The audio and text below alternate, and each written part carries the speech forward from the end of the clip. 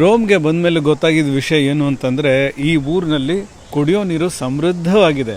ಅಂದರೆ ಯಾವ ರಸ್ತೆಗೆ ಹೋದ್ರೂ ಒಂದು ಮೂಲೆಯಲ್ಲಿ ಚಿಕ್ಕ ಫೌಂಟೇನ್ ಇರುತ್ತೆ. ಕುಡಿಯೋ ನೀರಿನ ಬಾಟ್ಲ್ ಇಟ್ಕೊಂಡಿದ್ರೆ ಎಲ್ಲಿ ಬೇಕಾದರೂ ಕುಡಿಯೋ ನೀರು ತುಂಬಿಸ್ಕೋಬೋದು. ಅಂಥದ್ರಲ್ಲಿ ಮೊದಲನೇ ಫೌಂಟೇನು ಮಾಡಿದ್ದು ಎಲ್ಲಿ ಅಂತಂದರೆ ಅದು ಟ್ರೆವಿ ಫೌಂಟೇನ್ ಅಂತ. ಸಾವಿರಾರು ವರ್ಷಗಳ ಮುಂಚೆ ನೀರು ಸಿಗುತ್ತೆ ಅಂತ ಗೊತ್ತಾಗಿ ವಾಟರ್ ಡಕ್ಟ್ಸ್ ಮೂಲಕ, ಅಂದರೆ ತುಂಬ ಸೊಫಿಸ್ಟಿಕೇಟೆಡ್ ಸಿಸ್ಟಮ್ಸ್ ಮಾಡಿ ಊರಿನಲ್ಲಿ ಎಲ್ಲ ಕಡೆನೂ ವಾಟರ್ ಡಕ್ಟ್ಸ್ ಮೂಲಕ ಫೌಂಟೇನ್ಸ್ನ ಕನೆಕ್ಟ್ ಮಾಡಿ ಎಲ್ಲ ಕಡೆನೂ ನೀರು ಸಿಗೋ ಥರ ಮಾಡಿದರು.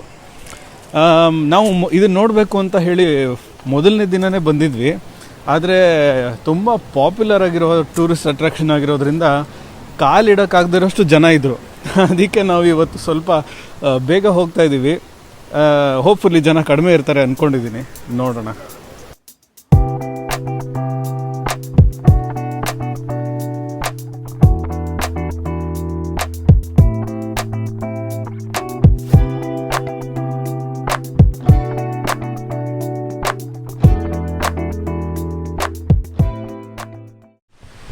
ಹೋದ ವರ್ಷ ಈ ಜಾಗದಲ್ಲಿ ನರೇಂದ್ರ ಮೋದಿ, ಆಂಗೆಲಾ ಮರ್ಕೆಲ್ಲು, ಈ ಥರ ಬೇರೆ ಬೇರೆ ದೇಶದ ಪ್ರಧಾನಿಗಳು, ಹೆಡ್ಗಳು ಬಂದು ಇಲ್ಲಿ ಕಾಯಿನ್ ಹಾಕಿದ್ರು G20 ಸಮಿಟ್ ನಡೆಯೋ ಟೈಮ್ನಲ್ಲಿ. ಯಾಕೆ ಕಾಯಿನ್ ಹಾಕ್ತಾರೆ ಅಂದರೆ ಒಂದು ನಂಬಿಕೆ ಇದೆ. ಬಲಗೈನಲ್ಲಿ ಎಡಕ್ಕೆ ಹೀಗೆ ಒಂದು ಸರ್ತಿ ಕಾಯಿನ್ ಎಸೆದ್ರೆ ನೀವು ರೋಮ್ಗೆ ವಾಪಸ್ ಬರ್ತೀರಾ ಅಂತ. 2 ಕಾಯಿನ್ ಎಸೆದ್ರೆ ಈ ಜಾಗಕ್ಕೆ ಬಂದಾಗ ನಿಮಗೆ ನಿಮ್ಮ ಜೀವನ ಸಂಗಾತಿ ಸಿಗ್ತಾರೆ ಅಂತ. 3 ಸತಿ ಎಸೆದ್ರೆ ಅವರನ್ನು ನೀವು ಮದುವೆ ಆಗ್ತೀರಾ ಅಂತ. ಯಾಕೆ ಅಷ್ಟೊಂದು ಜನ ಟ್ರೆವಿ ಫೌಂಟೇನ್ ನೋಡೋಕ್ಕೆ ಬರ್ತಾರೆ ಅಂತಂದರೆ, ಮೊದಲನೇದು ಇದು ಯುರೋಪಿನ ಅತಿ ದೊಡ್ಡ ಫೌಂಟೇನ್. ಇಷ್ಟು ದೊಡ್ಡ ಫೌಂಟೇನ್ ಇನ್ನೆಲ್ಲೂ ಇಲ್ಲ ಅಂತಾರೆ.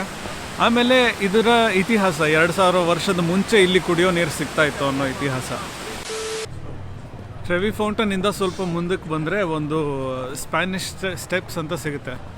ಯಾಕೆ ಸ್ಪ್ಯಾನಿಷ್ ಸ್ಟೆಪ್ಸ್ ಅಂದರೆ ಅಲ್ಲಿ ಸ್ಪ್ಯಾನಿಷ್ ಎಂಬಸಿ ಇದೆ. ಆಮೇಲೆ ಇಲ್ಲೊಂದು ಸ್ಪ್ಯಾನಿಷ್ ಸ್ಟೆಪ್ಸ್ ನೋಡೋಕ್ಕೆ ಮುಂಚೆ ಕೆಳಗಡೆ ಒಂದು ಫೌಂಟೇನ್ ಕಾಣಿಸುತ್ತೆ.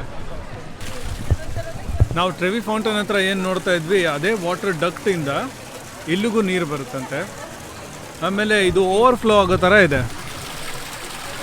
ಯಾಕೆ ಓವರ್ಫ್ಲೋ ಆಗ್ತಾ ಇದೆ ಅಂದರೆ, ರೋಮ್ನಲ್ಲಿ ಎಷ್ಟೊಂದು ಸತಿ ಫ್ಲಡ್ಸ್ ಆಗುತ್ತಲ್ಲ, ಆ ಫ್ಲಡ್ಸನ್ನ ರೆಪ್ರೆಸೆಂಟ್ ಮಾಡ್ತಾ ಇದೆ ಇದು ಅಂತ. ನೀರು ತುಂಬಿ ಹರಿತಾ ಇದೆ ಅಂತ. ಇದ್ರ ಮುಂದ್ಗಡೆ ಇಲ್ಲಿ ಸ್ಪ್ಯಾನಿಷ್ ಸ್ಟೆಪ್ಸ್ ಅಂತಾರೆ. ಅಲ್ಲಿ ಮೇಲ್ಗಡೆ ಚರ್ಚ್ ಇದೆ, ಅದ್ರ ಪಕ್ಕನೇ ಫ್ರೆಂಚ್ ಎಂಬಸಿ ಇದೆ. ಮುಂಚೆ ಅದೆಲ್ಲ ಫ್ರೆಂಚ್ ಕಂಟ್ರೋಲ್ಡ್ ಏರಿಯಾ ಆಗಿತ್ತು. ಈ ಜಾಗ ಎಲ್ಲ ಸ್ಪ್ಯಾನಿಷ್ ಕಂಟ್ರೋಲ್ಡ್ ಏರಿಯಾ ಆಗಿತ್ತು. ಇದು ಸುಮ್ಮನೆ ಒಂದು ದಿಬ್ಬ ಇತ್ತು ಅಷ್ಟೇ.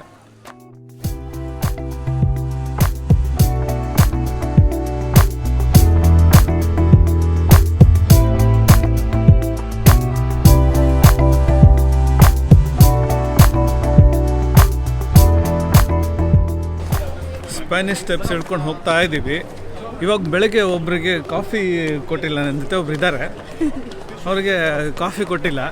ಯಾಕೆ ಅಂತಂದರೆ ಪ್ಯಾಂಥಿಯಾನ್ಗೆ ಹೋಗ್ಬೇಕೀಗ. ಪ್ಯಾಂಥಿಯಾನ್ ಹೋಗೋಕ್ಕೆ ಮುಂಚೆ ಒಂದು ಕಾಫಿ ಅಂಗಡಿ ಇದೆ.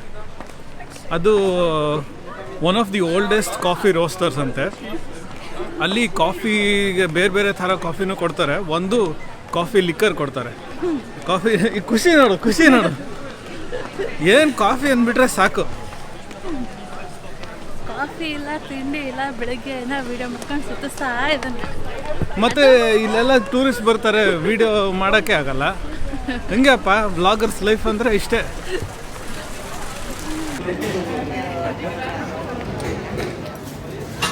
ಇದು ಕಾಫಿ ಲಿಕ್ಕರ್ ಅಂತ. ಕಾಫಿ ಡಿಕಾಕ್ಷನ್ ಜೊತೆ ಸ್ವಲ್ಪ ಲಿಕ್ಕರ್ ಹಾಕಿರ್ತಾರೆ. ನೋಡೋಣ.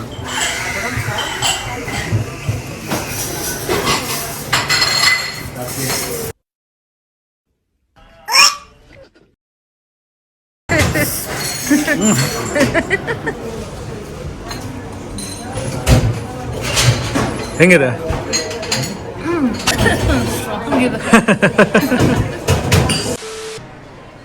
ಒಳ್ಳೆ ಕಾಫಿ ಕುಡಿದು ಎಕ್ಸಿಟ್ ಆದರೆ ಪ್ಯಾಂಥಿಯಾನ್.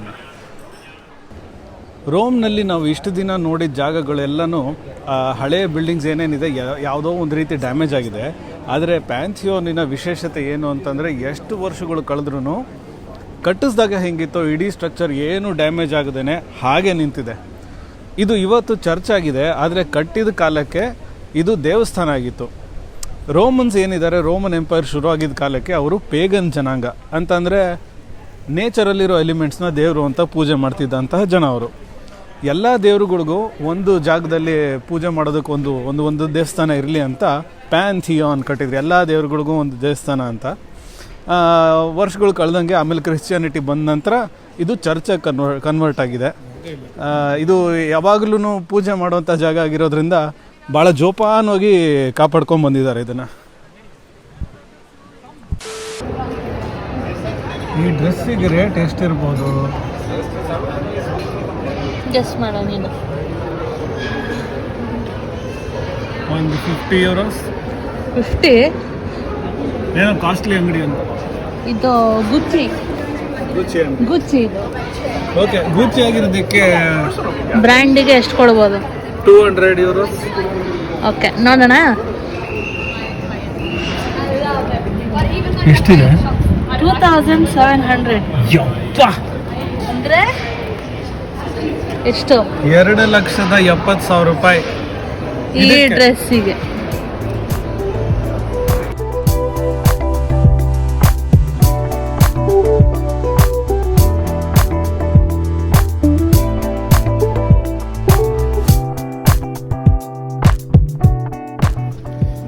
ಇಟಲಿನಲ್ಲಿ ಒಂದೇ ಒಂದು ಪೀಸ್ ಪಿಜ್ಜಾ ತೊಗೊಂಡ್ರೆ ಈ ಥರ ಕೊಡ್ತಾರೆ, ಬಾಕ್ಸ್ನಲ್ಲಿ ಹಾಕಿ ಕೊಡಲ್ಲ.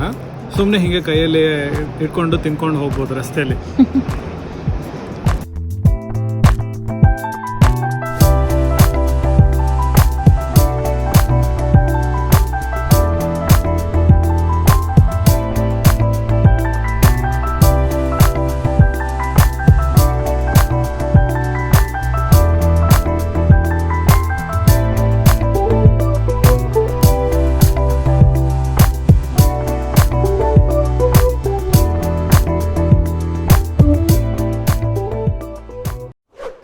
ಇವತ್ತಿಗೆ ನಮ್ಮ ರೋಮ್ ಟ್ರಿಪ್ ಮುಗೀತು.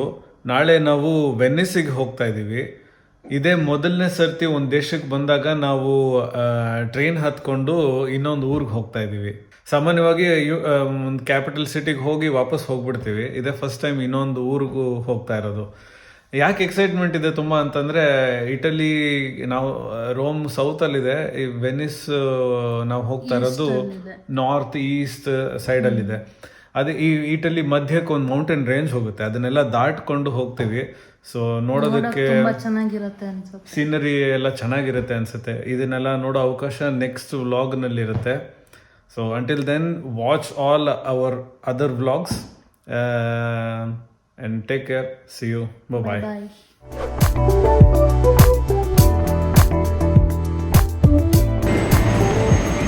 ವೆನಿಸ್.